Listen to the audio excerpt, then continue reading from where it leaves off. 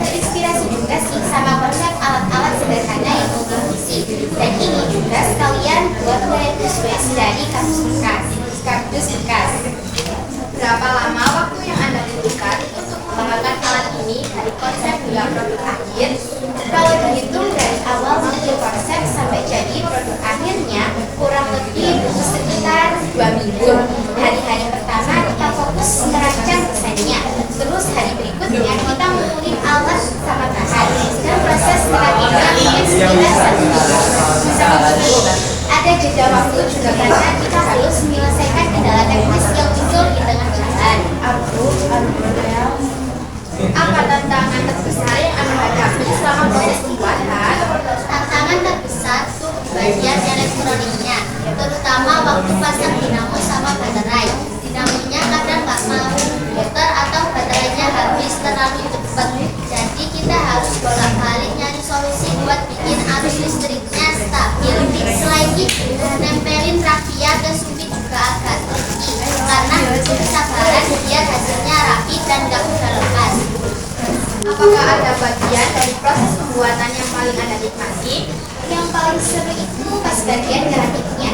Rasanya puas banget lihat satu persatu bagiannya sudah jadi alat yang bisa jalan. Apalagi waktu nempelin dinamo ke kardus dan akhirnya satunya bisa bergerak. Itu rasanya kayak wow, ini berhasil. Terus ngecat sapunya juga asik karena kita bisa bebas eksplor karena dan bikin alat ini kelihatan lebih menarik. Apa bahan-bahan utama yang Anda gunakan untuk membuat alat ini? Bahan-bahan utama yang kita pakai ya kardus buat badan sabunnya, raffia buat sabunnya, terus dinamo sama baterai buat ngasih tenaga biar sabunnya bisa muter. Ada juga supit yang kita pakai buat jadi bagian sapu ya, dan sedotan buat poros di bagian tengahnya. Semua bahannya simpel, murah, dan bisa didaur ulang. Apakah ada teknologi khusus yang Anda terapkan dalam pembuatan alat ini? Teknologi yang kita pakai sebenarnya nggak terlalu canggih, cuma dinamo sederhana yang dikasih baterai dan sangkar biar sapunya bisa berputar. Tapi dari situ kita belajar soal rangkaian listrik dasar, gimana nyambungin kabel internals biar arusnya jalan dengan benar, dan itu udah termasuk teknologi dasar yang penting buat alat kayak gitu. Apakah Anda membuat prototipe sebelum membuat produk akhir? Ya, kita bikin lebih tipis buat ngecek apakah sapunya bisa berputar dengan lancar. Prototipe ini penting banget buat ngetes desain dan ngerasain masalah teknis kayak baterai atau dinamo. Setelah kita yakin, baru deh kita bikin versi yang lebih kuat dan stabil. Bagaimana Anda menguji alat ini untuk memastikan kualitas dan keamanan? Kita coba alatnya beberapa kali di berbagai permukaan, kayak lantai sama meja buat ngecek apakah sapunya bisa bersih dengan baik. Selain itu, kita cek terus sambungan kabelnya. Mungkin nggak ada yang bongkar biar nggak bahaya pas dinyalain. Kita juga ngecek kekuatan kardusnya biar alat ini nggak gampang rusak setelah dipakai beberapa kali. Pertanyaan selanjutnya yaitu tentang fungsi dan kegunaan alat. Apa fungsi utama dari alat ini? Fungsi utamanya sih jelas buat nyapu, tapi yang bedanya dari sapu biasa adalah sapu ini bisa berputar otomatis karena pakai dinamo. Jadi kita nggak perlu banyak tenaga buat dorong sapunya ke sana sini, cukup arahkan saja, dan dia bakal muterin dulu sapunya sendiri buat ngumpulin debu atau kotoran kecil di lantai atau meja. Untuk siapa alat ini dirancang? Alat ini dirancang buat siapa aja yang pengen nyapu dengan cara yang lebih praktis. Mungkin lebih cocok buat orang yang suka bikin DIY atau mau alat yang simple tapi fungsional. Ini juga cocok banget buat anak-anak sekolah yang lagi belajar soal proyek teknologi sederhana karena bahannya mudah didapetin dan cara bikinnya nggak ribet. Bagaimana alat ini dapat memudahkan atau meningkatkan kehidupan pengguna? Yang jelas alat ini bisa nyapu jadi lebih gampang karena pengguna nggak perlu gerakin sapu manual dengan tenaga banyak. Alat ini juga multifungsi, bisa dipakai di meja buat kotoran kecil kayak serpian kertas atau lantai bambu halus. Jadi buat orang yang males atau capek nyapu manual, alat ini bisa kurangin effort banget. Terus karena bisa pakai bahan-bahan bekas, ini juga ngajarin pengguna soal pentingnya daur ulang. Apa masalah yang alat ini coba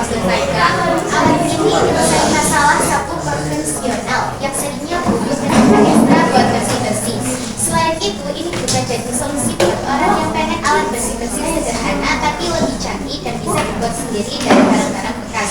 Dengan sapu elektrik ini, kita juga bisa lebih efektif buat ngumpulin tusuk-tusuk sempit yang kadang susah dijangkau pakai sapu biasa. Bagaimana alat ini berbeda dengan produk sejenis yang sudah ada di pasaran? Yang bikin beda jelas adalah alat ini dibuat dari kardus dan bahan-bahan bekas lain yang biasanya tidak dipakai buat sapu elektrik di pasaran. Selain itu, kita bikin sendiri alat ini dengan teknologi sederhana, jadi bisa lebih personal dan lebih murah dibanding beli produk yang sudah jadi. Produk di pasaran mungkin lebih modern dan pakai teknologi yang lebih canggih, tapi kelebihan alat ini adalah ramah lingkungan dan murah. Apa fitur-fitur unggulan dari alat ini? Fitur unggulannya yang jelas adalah putaran otomatis dari dinamo. Jadi sapunya bisa bergerak sendiri buat mengisi dinamo. Terus karena bahannya dari kardus, alat ini super ringan dan gampang dibawa kemana-mana.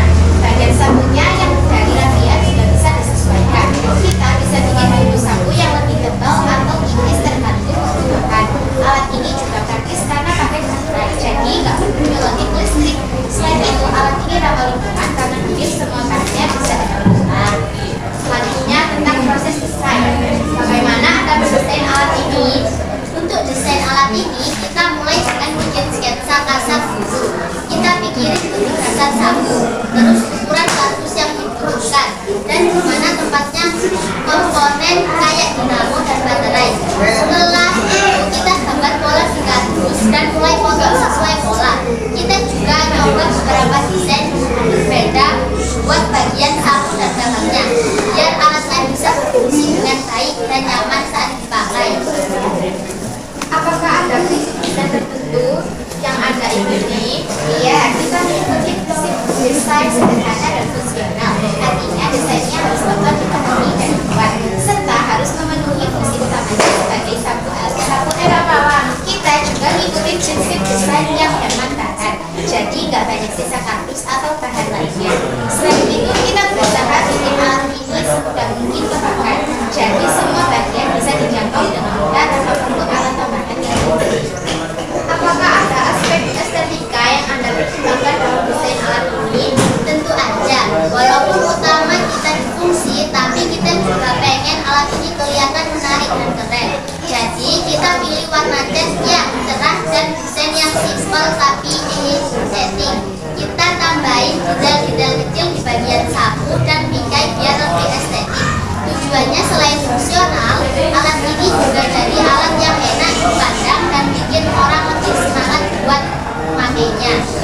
Bagaimana Anda memastikan bahwa alat ini ergonomis dan nyaman digunakan? Kita pastikan ergonomis dengan ngerancang gagang sapu supaya nyaman dipakai. Gagangnya kita buat dengan ukuran yang pas, nggak terlalu panjang, nggak terlalu pendek, biar tangan nggak cepat capek saat dipakai. Selain itu, bagian sapunya juga kita sesuaikan supaya gampang gerak dan nggak bikin ribet saat dipakai. Kita juga mengetes beberapa kali untuk memastikan alat ini nyaman dan nggak bikin ketidaknyamanan saat dipakai dalam beberapa. Apakah Anda melibatkan pembinaan dalam proses desain? Ya, kita sempat minta pendapat dari beberapa orang yang bakal pakai alat ini, terutama teman-teman dan keluarga. Kita tanya mereka tentang desain yang nyaman dan fungsional. Jadi kita bisa dapat feedback langsung tentang apa yang mereka suka dan kurang suka. Dari situ kita bisa perbaiki desainnya supaya lebih sesuai dengan kebutuhan dan preferensi pengguna. Selanjutnya tentang masa depan alat. Apa rencana Anda untuk mengembangkan alat ini lebih lanjut? Rencana ke depannya kita mau nambahin beberapa fitur supaya alat ini jadi lebih canggih. Misalnya kita pengen nambahin sensor supaya sapunya bisa otomatis berhenti kalau udah penuh dengan dulu. Apakah Anda berencana untuk memproduksi alat ini secara massal? Untuk saat ini kita belum punya rencana untuk produksi massal. Bagaimana Anda melihat masa depan dari alat ini? Kedepannya kita berharap alat ini bisa jadi solusi praktis buat banyak orang dalam urusan bersih-bersih. Apa dampak yang ingin Anda lihat dari alat ini bagi masyarakat? Dampak yang kita harapin sih, pertama, alat ini bisa bikin proses bersih-bersih komunikasi jadi lebih gampang dan efisien. Selain itu, kita pengen masyarakat jadi lebih sadar tentang pentingnya menggunakan bahan-bahan daur ulang dan mengurangi sampah. Dengan alat ini, kita juga pengen menunjukkan bahwa inovasi dan kreativitas bisa menghasilkan sesuatu yang bermanfaat dan ramah lingkungan tanpa harus mengeluarkan banyak biaya. Pertanyaanku, apa yang paling Anda banggakan dari alat ini? Yang paling bangga sih, kita berhasil bikin alat yang sederhana tapi fungsional bagi masyarakat. Rasanya puas banget bisa melihat sapu elektrik ini berfungsi dengan baik dan memudahkan pekerjaan sehari-hari. Apa pelajaran paling berharga yang Anda dapatkan dari proses pembuatan alat ini? Pelajaran paling berharga itu kita belajar banyak tentang cara menyelesaikan masalah teknis dan mengatur waktu dengan efektif. Kita juga belajar pentingnya eksplorasi dan eksperimen karena banyak hal yang tidak sesuai rencana awal dan harus kita perbaiki. Selain itu, kita jadi lebih ngerti soal materi dan teknologi dasar yang bisa diaplikasikan dalam komunikasi dan kerja sama dalam tim. Apa saran Anda bagi orang lain yang ingin membuat alat sendiri? Saran pertama, jangan takut buat eksperimen dan coba-coba. Kadang ide-ide paling bagus muncul dari percobaan yang gak terduga. Kedua, pastiin kamu punya rencana yang jelas sebelum mulai, tapi juga siap buat fleksibel dan beradaptasi dengan perubahan. Dan terakhir, memanfaatkan bahan-bahan yang ada di sekitar kamu, karena banyak yang bisa didaur ulang dan dimanfaatkan dengan kreatif. Jangan lupa juga untuk terus belajar dan nanya-nanya ke orang lain yang lebih berpengalaman. Itu bisa banget membantu proses pembuatan. Terima kasih telah menjawab pertanyaan dari saya. Sekian, terima kasih. Wassalamualaikum.